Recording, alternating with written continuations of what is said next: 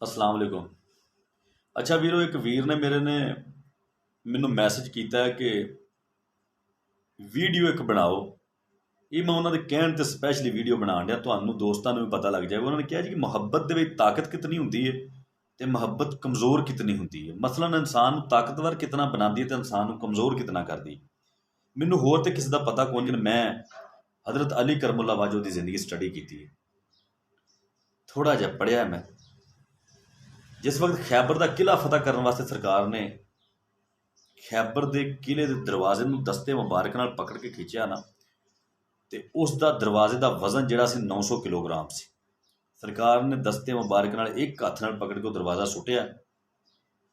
ਤੁਸੀਂ ਪੜ੍ਹਦੇ ਹੋ, ਦਰਵਾਜ਼ਾ ਮਿਲਿਆ ਨਹੀਂ। ਤਾਕਤ ਇਤਨੀ ਸੀ ਸਰਕਾਰ 'ਚ।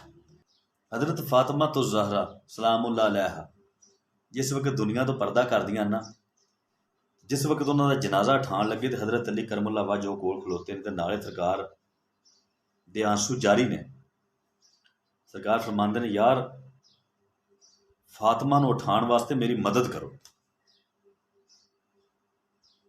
ਇੱਕ ਬੰਦਾ 900 ਕਿਲੋਗ੍ਰਾਮ ਦਾ ਦਰਵਾਜ਼ਾ ਇੱਕ ਬਾਜ਼ੂ ਦੇ ਨਾਲ ਆਪਣੇ ਨਾਲੋਂ ਸੁੱਟਦਾ ਹੈ ਤੇ ਉਹ ਦਰਵਾਜ਼ੇ ਦਾ ਪਤਾ ਨਹੀਂ ਕਿੱਧਰ ਚਲਾ ਜਾਂਦਾ।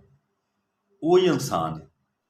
ਜਿਸ ਹਜ਼ਰਤ ਫਾਤਮਾ ਤੋਂ ਜ਼ਹਰਾ ਦਾ ਵਿਸਾਲ ਹੋਇਆ ਤਾਂ ਸਰਕਾਰ ਫਰਮਾਉਂਦੀ ਕਿ ਇਹਨਾਂ ਨੂੰ ਉਠਾਉਣ ਵਾਸਤੇ ਮੇਰੀ ਮਦਦ ਕਰੋ। ਸਰਕਾਰ ਦੇ ਹਜ਼ਰਤ ਫਾਤਮਾ ਤੋਂ ਜ਼ਹਰਾ ਦੇ ਨਾਲ ਮੁਹੱਬਤ ਇਤਨੀ ਸੀ ਕਿ ਉਸ ਮੁਹੱਬਤ ਨੇ ਕਮਜ਼ੋਰ ਇਸ ਵਕਤ ਜਦੋਂ ਡੋਰੀ ਟੁੱਟੀ ਨਾ, ਸਰਕਾਰ ਨੂੰ ਇਤਨਾ ਕਰ ਦਿੱਤਾ ਕਿ ਇਤਨਾ ਹੌਸਲਾ ਨਹੀਂ ਰਿਹਾ। ਬਸ ਮੇਰੇ ਵੀਰ, ਹੈ ਹੀ ਮੁਹੱਬਤ ਦੀ ਡੈਫੀਨੇਸ਼ਨ ਹੈ।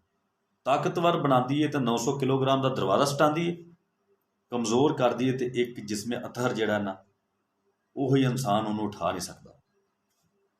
ਅੱਲਾਹ ਤਾਲਾ ਤੁਹਾਨੂੰ ਸਾਰਿਆਂ ਨੂੰ ਖੁਸ਼ ਰੱਖੇ। ਵਸਲਾਮ, ਤੁਹਾਡਾ ਭਾਈ ਅਸਗਰ ਵਰਿਆ।